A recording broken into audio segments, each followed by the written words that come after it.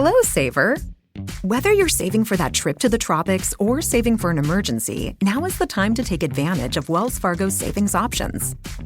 Wells Fargo offers savings accounts that can help you save towards your goals. So, what are you saving for? Visit a Wells Fargo branch or wellsfargo.com/save to open a savings account today. Wells Fargo Bank, N.A., member FDIC. You are listening to the Hiking Radio Network, where we talk the walk with shows by hikers about hikers for everybody. I'm wondering if you'd go wandering with me through the wilderness and woods to where the winds are blowing free, through the darkness of the night, heading toward the morning. Welcome to the Jester Section Hiker Podcast with the spotlight on section hikers. And I'll spread the word and you beat the drum. We'll round up the troops and get the gang to come. And we'll leave the streets and these neighborhoods, head over the river and through the woods. Welcome to the Jester Section Hiker Podcast, the premier podcast with the spotlight on section hikers, and I am your host, Julie Jester Gayhart. I am back this week with a familiar voice to the podcast, Austin Wallis. Austin is going to be joining me as a co-host this fall as we dive into various hiker and outdoor-related topics. As I continue this journey of having a co-host, it's also important to me that we are educational and informative as we share. I believe we met our goal this week as you will hear Austin's version of the 11th, or what we renamed as the 12th essential, his style of trip planning and assessing risk management. Thanks for tuning in this week, and as you'll hear, I am open to having more co-hosts on the show, so if you have an idea and want to know what it's like to be involved with the podcast, email me and let me know. And now on to my chat with Austin. Hey, Austin. How's it going? Or wait a minute, I should say, welcome to the podcast, co-host Austin. What? Co-host? That sounds pretty good. I like that. That's fancy. We should write that down.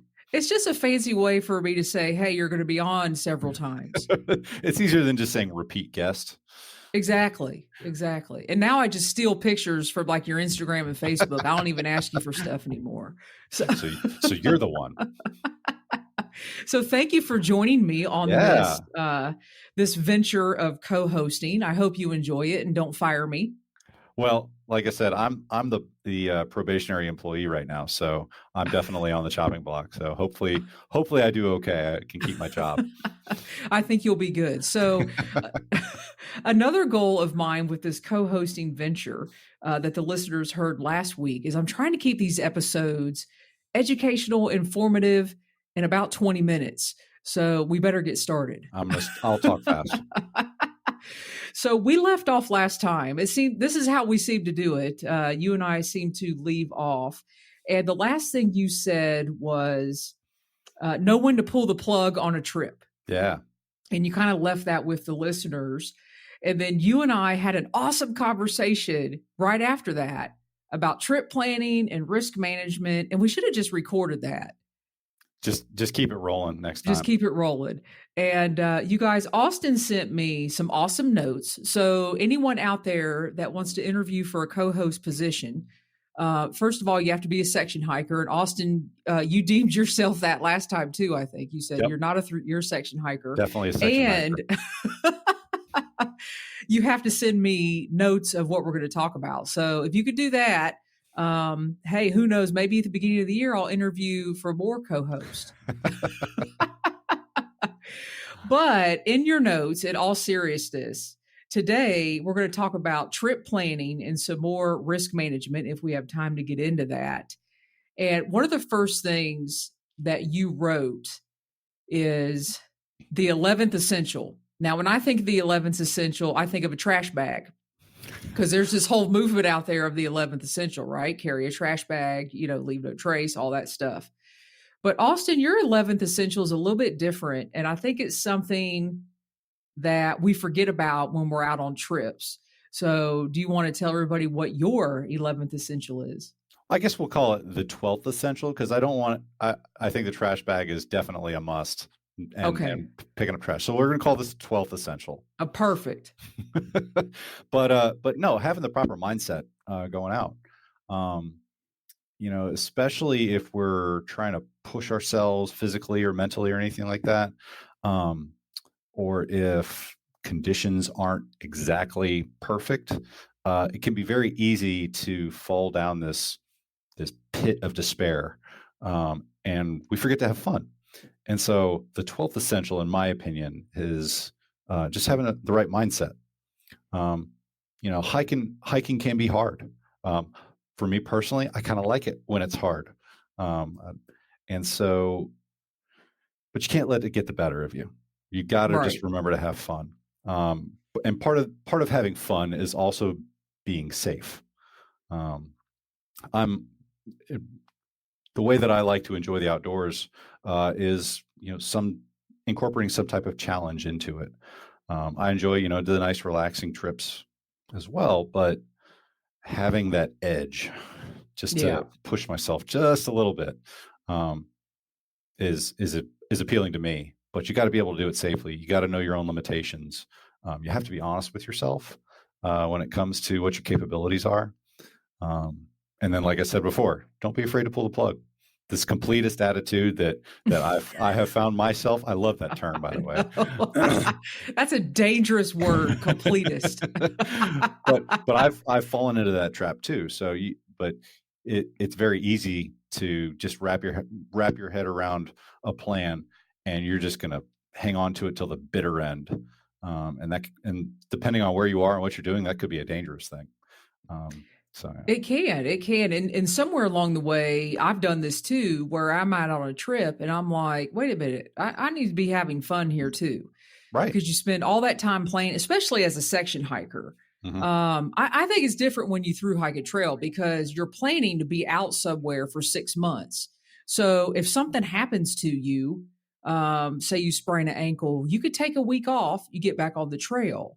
It's not so easy as a section hiker because you're planning that vacation and you're taking that time off and you're reorganizing your life. Your loved ones are reorganizing so you can go out and do something. So sometimes you plan and plan and plan. And when you get out there, it's like you're exhausted and you do forget to have fun. Exactly. Perfect example. And this kind of my little segue into our notes here. When my brother and I, back in January of 2020, we tried to do, and I emphasize the word tried to do segment 1 of the Mountains to Sea Trail. And the original plan was we were going to meet at Oconaluftee Visitor Center. We were going to drop a car at Mingus Mill. We were going to drive another car up to Clingman's Dome. And then we were going to hike one way from Clingman's Dome to Mingus.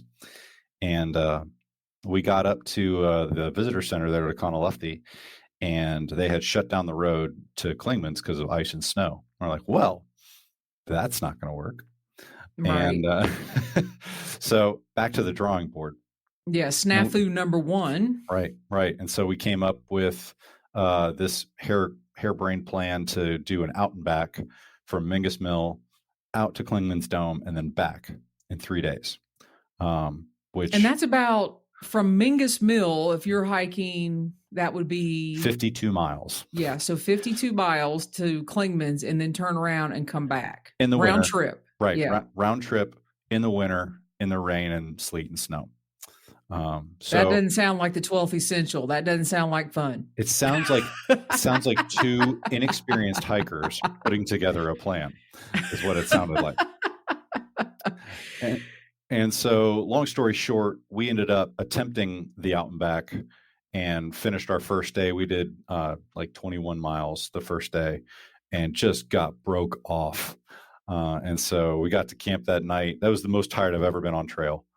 We ended up getting turned around and got lost, did some extra miles. And so we did our own little pace planning that next morning. So PACE planning is it's a military term, and so it's an acronym. So PACE, P.A.C.E. stands for primary, alternate, contingency, and emergency.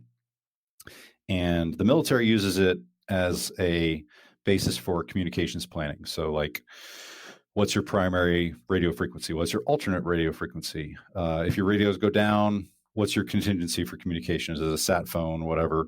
And then your emergency, if all else fails, what's your emergency communication plan? Is it smoke signals? Is it hand signals? Whatever. But I like PACE planning because you can apply that to a lot of different stuff, not just communications plans.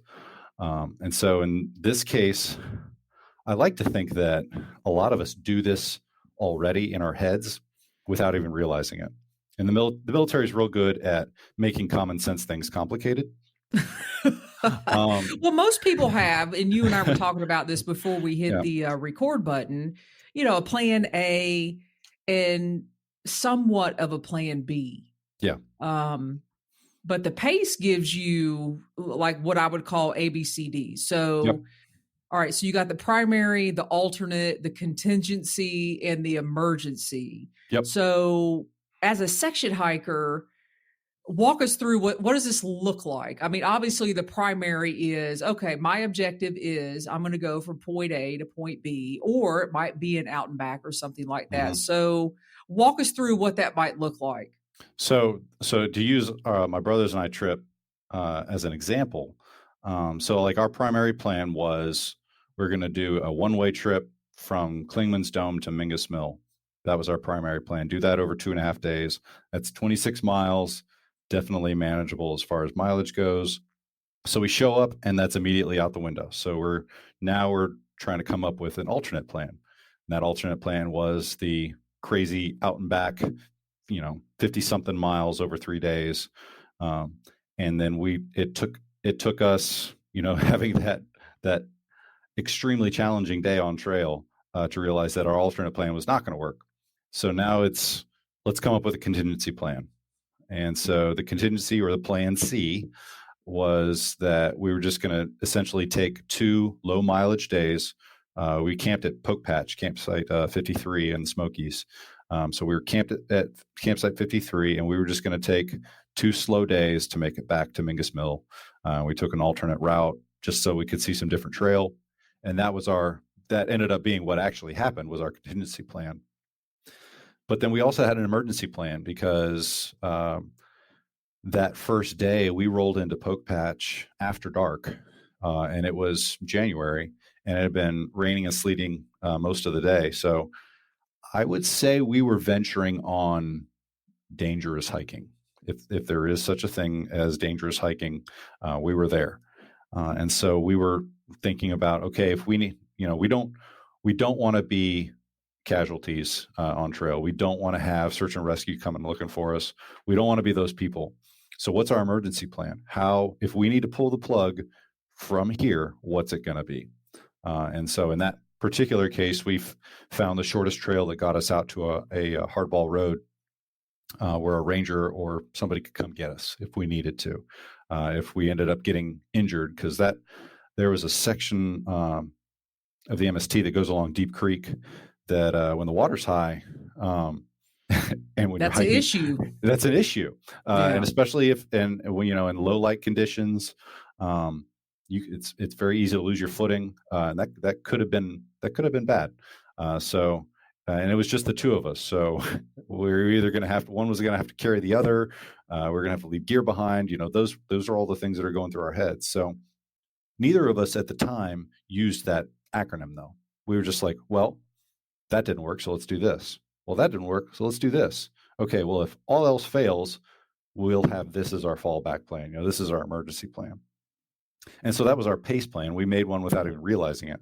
What I was going to say was, along with that, it sounds like to me you guys agreed right away. Hey, okay, we need to assess. You're constantly assessing, and that is one of the things, on a section hike, if you don't make your mileage, because you could throw mileage out there. Oh, I'm going to do, 14, 15 miles a day.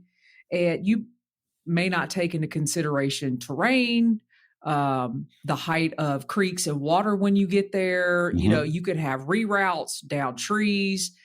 And it sounds like to me, do you and your brother ever have conversations prior to hiking? Like, okay, we're in this together. If you go down, that's it. We're out together. I mean, do you have those kind of conversations when you're planning? Because I think that's important when you hike with more than one person.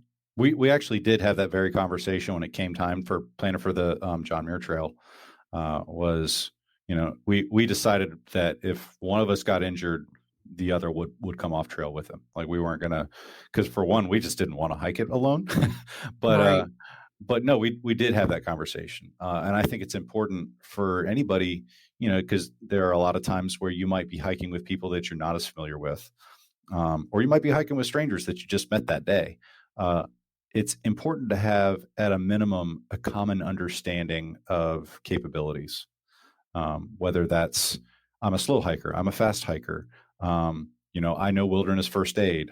I have a compass. I know how to use a compass. Having a compass and knowing how to use a compass, two different things. So understanding who you can rely on in an emergency situation, those are all important things to, you don't have to have a full briefing or anything like that, but just having a common understanding among the group is definitely helpful. And I think that gets into that risk management too. Yeah. And I've learned my very first hiking trip I ever went on, it was me and 4 other lady friends of mine, and we were not self-sufficient. And I was a new hiker, a new backpacker. I didn't know the importance of even being self-sufficient within a group. And I always think about, when you're on an airplane and, they're going through the whole thing, nobody pays attention to, okay, so when the oxygen thing drops, make sure you have your mask on first and then help others.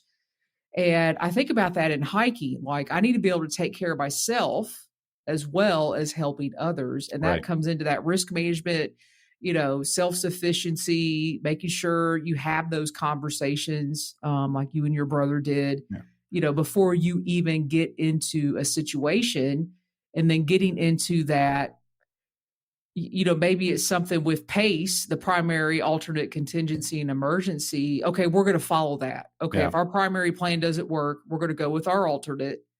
And maybe that's something that everybody can think about. Yeah. Because it's okay to take risk. I mean, I think it's, in my personal opinion, I encourage risk taking because that's how we grow. That's how we get better. That's how we, break past what we think are our boundaries. So taking risk is a good thing, in my opinion. You just have to be able to manage it, and do it safely, and just have a few safety nets in place that they can get you there. So, and one of the things I'm just now thinking with risk management. So, for example, just a few minutes ago, you talked about knowing your limitations and knowing your abilities. And I know what type of trail I will be a detriment on. So any kind of trail like I can't think of the name of it. There's it's a Bright Angel or something in Zion National Park. Like a couple years ago, I went with my girlfriends. We went to Zion. We did a bunch of hiking. Angel's Landing, that's it. And they were like, we're going to go up Angel's Landing. And I was like, I'm not going.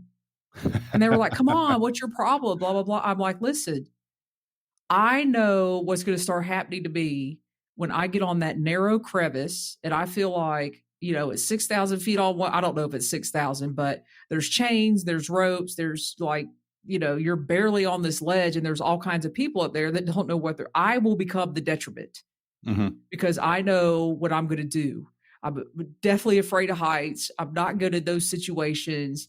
And I'm not going to put myself on Angel's Landing just so I can say I've gone to the top of it. But I've had to learn that as a hiker. I've had to learn that because in my 20s, I would have gone to the top and been like, whatever. And, and if I freaked out, I freaked out. But that's part of, I guess, learning your limitations. So, Austin, the question is, would you go to Angel's Landing? I would have to honestly think about it because I'm the exact same way when it comes to heights and stuff like that. And I've seen videos and photos of Angel's Landing, and that is no joke. My brother and I did a hike back in 2018 in Coyote Gulch in Utah. Gorgeous hiking, by the way. But the day that we came out of the gulch, we exited at Jacob Hamlin Arch, which for anybody that's familiar with that area, the only way to get out of the gulch is through what's actually classified as rock climbing. I'm not a rock climber, so I don't know. But they've got a certain classification for this exit, and it's a 600-foot climb that's essentially like a 45-ish degree angle. So you're friction climbing up this hill, and I was just white knuckled the whole time. And my brother's like a mountain goat. He rock climbed for fun back when he was in his 20s. So he actually brought a climbing rope. And so he scurried up to the top and secured it and then dropped it down. So we actually had a rope for me to cling on to as I came up. Ultimately, I never actually needed it, but it was just that safety net, that thing that made me feel good going up. Yeah, it gave you a level of comfortability, I guess, if that's a word. But if that rope had not been there, I would have been pretty nervous going up that, just because I'd never done anything like that before. I was wearing old tennis shoes to go up with very little tread. And so it would have given me pause had my brother not been there with his experience and his equipment. There's definitely times where you've got to be able to recognize in yourself, but also find that balance. You know, it's I keep going back to this, but know your limitations, but don't be afraid to push your comfort zone, if that makes sense. And there's a fine balance there that you've got to find. And there's a fine balance there with, I don't know why my brain just went straight to gear. Like that's who we are. That's my brain went straight to, there's a fine line with gear as well. But you know what? I guess we'll have to talk about that on another episode, because guess what, Austin? 20 minutes. I'm going to stick to it. All right, you guys. I hope you enjoy these co-hosting ideas where we pick particular topics. And, today, trip planning, risk management, Austin, bringing up the primary, the alternate, contingency, emergency, and at the end of the day, the 12th essential. 12th essential, right. Proper mindset, and don't forget to have fun. Exactly. All and right, don't forget your trash bag too. And don't forget your trash. Seriously, don't forget your trash bag. So, Austin, you're coming back in November, and you're coming back in December. So do you want to lead us a little bit into maybe what we're going to chat about in November? Yeah. So I guess next time we're just kind of talking about things that we've talked about. It just seems very natural. But one of the first things that you and I talked about the first time I came on the podcast was talking about like reasons that get us out into the wilderness. And I talked about going on a deployment to Afghanistan and coming back and just needing a mental reset, and finding that the outdoors was my therapy without even realizing it at the time. So I'd like to dive into that just a little deeper and talk about yours and my reasons. For getting out there, because I think we all have our own things that get us out there, but not a lot of us actually talk about them. We just say, "Oh, the outdoors is just so great; it's so relaxing," but there can be some real therapeutic benefits to it. Oh, and I have a mystery career I'm going to unveil. Oh, a career that never was a career. And I'm serious. All right, you guys, we'll be back. Thanks, Austin. Ooh, suspense. Love it. I am so glad, you guys, that Austin has agreed to co-host with me on the show. I hope you find these conversations like being out on the trail and hiking. Just two people hiking and sharing who they are and what they're passionate about. As always, you can go to the hikingradionetwork.com and click on the Jester Section Hiker Show to find all of today's show notes, pictures, and links mentioned in this episode. If you find any value in what we do here at the network, please consider leaving us a donation by clicking on any one of the donate buttons found on our website. Thanks for listening, everybody. Be right back here next week. Be safe out there, and happy section hiking. I'm wondering if you'd go wandering with me through the wilderness and woods to where the winds are blowing free, through the darkness of the night, heading toward the morning light. I wonder if you'd wander with me, and I'll spread the word and you beat the drum. We'll round up the troops and get the gang to come, and we'll leave the streets and these neighborhoods, head over the river and through the woods.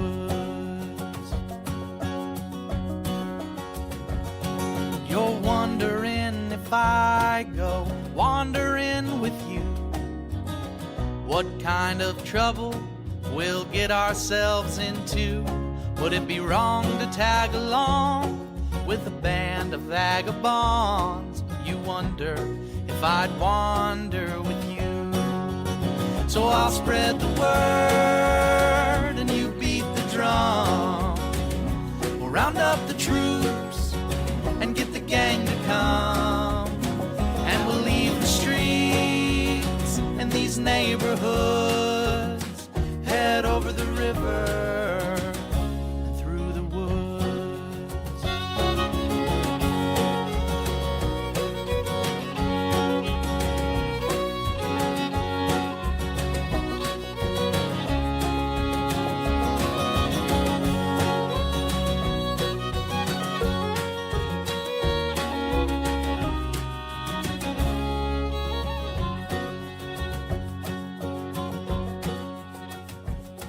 I'm wondering if you'd come wandering my way, if you ever get lost or if the trail leads you astray. The music of the pack can always bring you back. I wonder, can we wander away? And I'll spread the word and you beat the drum. We'll round up the troops and get the gang to come, and we'll leave the streets and these neighborhoods, head over the river and through the woods.